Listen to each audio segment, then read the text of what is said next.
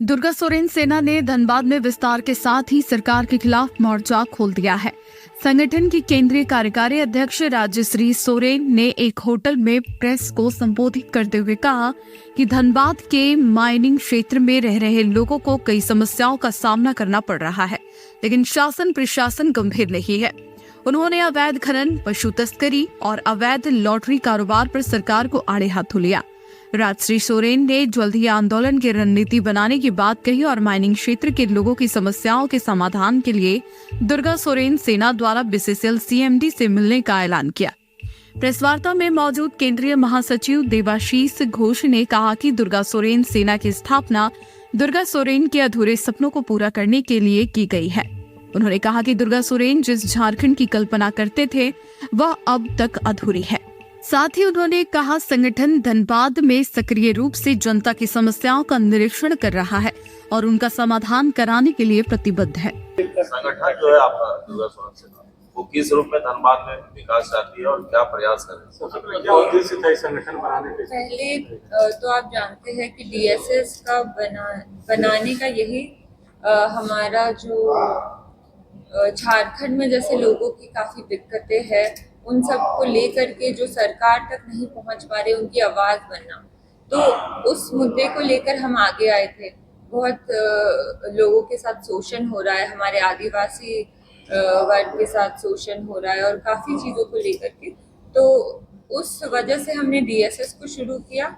और फिर अभी जो हमने धनबाद में अपना संगठन को मजबूती देने का शुरुआत किया है, वो इसी वजह से है कि धनबाद की जो जनता है वो उनको काफ़ी तकलीफें हो रही है माइनिंग को लेकर के। उनके जो ज़िंदगी है उस पर काफ़ी प्रभाव पड़ रहा है, जैसे कि यहाँ का प्रदूषण हाई हो गया है और काफ़ी चीज़ें इलेक्ट्रिसिटी को लेकर के, जैसे सरकार जो है पूरी डेवलपमेंट का काम, इलेक्ट्रिसिटी हो या पानी हो, ये सारी चीज़ें जो है माइनिंग कंपनीज को दे दी गई है। तो इन चीज़ों की वजह से ये कंपनियां जो है लोगों को उनका जो हक है वो नहीं दे रही है और इसके लिए सरकार भी कुछ नहीं कर रहा है। तो इन चीज़ों को लेकर के हम यहाँ आए।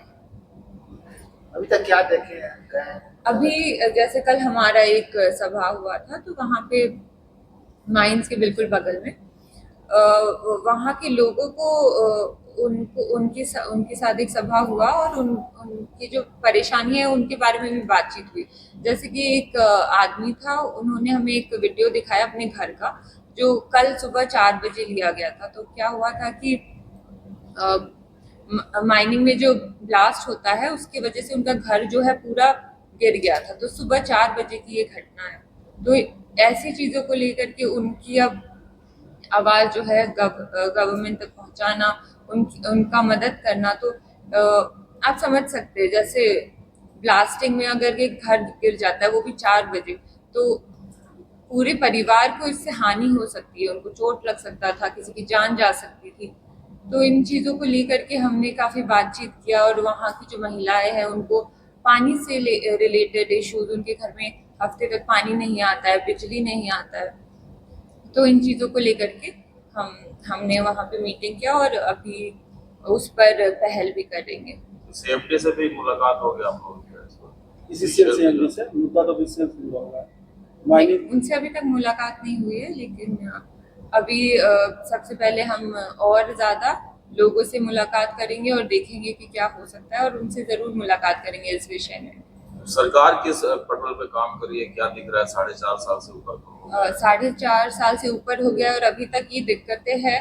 वो 4 साल पहले भी यही थी, अभी भी वही चल रही है। तो सरकार की तरफ से मुझे नहीं लगता अभी तक कोई ऐसा एक्शन लिया जा रहा है, तो इस पर भी उनको भी देखना चाहिए ये सारी चीज़ें।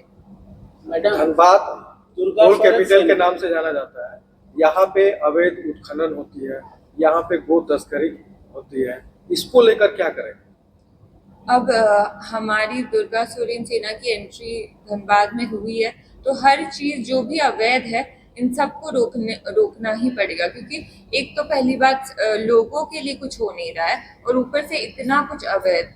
पशु को लेकर के अवैध तस्करी, फिर लॉटरी का भी सुनने में आया है, पता नहीं क्या क्या चीजें। तो इन सब चीजों के बारे में हमें सुनने को आ रहा है। और सरकार किसी भी मतलब यहाँ पे काफी छूट दे रखी है सरकार ने। तो इन चीजों को लेकर के हमने सोचा है कि अब डीएसएस को यहाँ पर मजबूती देने की आवश्यकता है। मैडम, आपका आगमन धनबाद कोयला अंचल राजधानी के साथ साथ माफिया नगरी कहा जाता है, और जो चीज़ें समस्या को आपने रख रहा है, जैसे कि वहाँ उत्खनन हो गया या उसमें मजदूर खट रहा है, उसमें पैसा शोषण किया जाता है, घर गिर रहा है, उस पर कोई व्यवस्था नहीं करती है कंपनी न ठेकेदार आउटसोर्सिंग वाले। तो क्या इसके लिए क्या तैयारी आपकी? कल आपने ऐसा कहा है कि इसके लिए हमें उन पर जोर लगाना पड़ेगा। हमें अपना मजबूती बल दिखाना पड़ेगा और उन पर जोर लगाना पड़ेगा कि आपको करना पड़ेगा। ये आपका रिस्पॉन्सिबिलिटी बनता है। जब झारखंड सरकार ने आपको यहाँ पे माइनिंग का जो कॉन्ट्रैक्ट है वो दिया है और उसके एवज में आपको यहाँ के लोगों को डेवलपमेंट करना है, तो ये उनका भी एक कर्तव्य है। और साथ में गवर्नमेंट, यहाँ की गवर्नमेंट, इनका भी कर्तव्य है कि ये चीज़ हो रहा है कि नहीं, इसको थोड़े ध्यान पूर्वक इसको देख करके इस पर काम करना। लेकिन ये पूरा चीज़ जो है पूरा अनदेखा कर दिया जा रहा है और इस पर हमें रोशनी डालनी है, सबको बताना है, ताकि सरकार पर एक प्रेशर हो और यहाँ के लोगों के लिए किस तरह का आंदोलन करेंगे? मान लीजिए यहाँ की समस्याओं के लिए आंदोलन हम आने वाले टाइम में आपको पता चलेगा। जिस तरीके से हमारा जो काम होगा, आंदोलन का प्लान होगा और हम करेंगे आंदोलन। हेमंत सोरेन दोबारा जो मुख्यमंत्री बने हैं, इसको आप किस नजरिए से देखते हैं? अब वो दोबारा मुख्यमंत्री बने हैं वो तो वही जानते हैं। जिस तरीके से सरकार तो स्मूथली चल रहा था, हमारे जो चंपल सोरेन जी थे तो वो भी चला रहे थे अच्छी तरीके से, तो वैसे ही चलना चाहिए था, कोई बात नहीं। अब सरकार भी सेम, तो इसमें उनकी शायद इच्छा होगी, तो उस वजह से, तो इसमें हम क्या बोलें। क्या लगता है कि इसका आने वाले विधानसभा चुनाव पर कुछ असर देखने को मिलेगा? वैसे मेरे हिसाब से तो ये अच्छा नहीं था जो ये प्लान था, तो ऐसा कुछ खास असर नहीं होगा। जैसे सब आप देख ही रहे, उनके बदलने के बाद भी वैसे कुछ खास असर नहीं। सोरेन सेना तो ये सामाजिक संगठन था, तो किस तरह के काम करेगा? देखिए, सबसे पहले तो मैं आप लोगों को दुर्गा सोरेन सेना की उत्पत्ति के बारे में आपको बता दूं। आप सभी जानते हैं दुर्गा सोरेन खुद में एक क्या प्रतिष्ठा रखते थे और वो समाज के लिए किस तरीके का काम करते थे।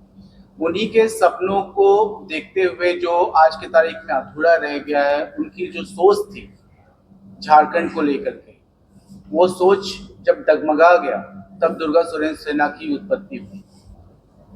और हमारा ये एक बहुत बड़ा खुशनसीबी है कि दुर्गा सोरेन सेना के जो हमारे नेतृत्व कर रहे हैं वो खुद दुर्गा सोरेन के सुपुत्री हमारा नेतृत्व कर रही है। उनके संरक्षण में हम लोग ये सारा चीज कर रहे हैं।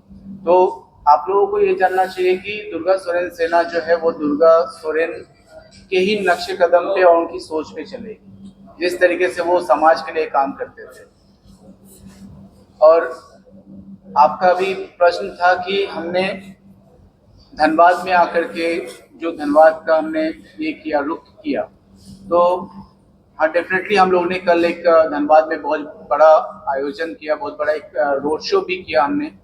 और कुछ दिनों से हम धनबाद में घूम भी रहे थे, मैं, मैडम, हम लोग सभी लोग यहाँ पे धनबाद में जगह जगह पे घूम रहे थे, डिफरेंट जगहों पे जाके देख रहे थे कि लोगों के बीच में समस्याएं क्या है, वो किस तरीके से यहाँ पे जूझ रहे हैं। बहुत जगह पे कभी कभी तो हम लोगों को ऐसा भी हुआ कि किसी रास्ते से गुजर रहे हैं और रास्ते में जाने के लिए रास्ता नहीं है, इतना पानी भरा हुआ है, नाले की व्यवस्था यहाँ पे सही नहीं है, ठीक है। तो इन सभी चीजों के लिए ही दुर्गा सोरेन सेना यहाँ पे काम करना चाहती है। मैं हमेशा और मैम भी हमेशा यही बोलती हैं कि दुर्गा सोरेन सेना एक अपने आप में एक पहचान है। हम किसी के मोहताज नहीं है, ना हम बीजेपी के तरफ से हैं, ना कांग्रेस के तरफ से हैं, ना जेएमएम के तरफ से। हम समाज से हैं और समाज के लिए हैं। आगे का आपको क्या है स्टैंड रहेगा धनबाद के लिए? आगे का स्टैंड हमारा यही है कि धनबाद में जितनी भी तरीके की अवैध कार्य चल रही है, जैसे मैडम ने आप लोगों को बताया कि यहाँ पे जितनी भी अवैध काम चल रहा है, चाहे वो खनन से लेकर के हो या पशु स्मगलिंग से लेकर के हो, यहाँ पे हर जगह पे देखिए तो स्मगलिंग भरा पड़ा है। हर जगह पे यहाँ पे माफिया राज चल रहा है। उस माफिया राज में हमको लगाम लगाना है, चाहे किसी भी तरीके से हो। हमको सरकार से भी ये क्वेश्चन पूछना है कि ये माफिया राज क्या आपके संरक्षण में चल रहा है, जो आज इतना ज्यादा मात्रा में फल रहा है, फूल रहा है?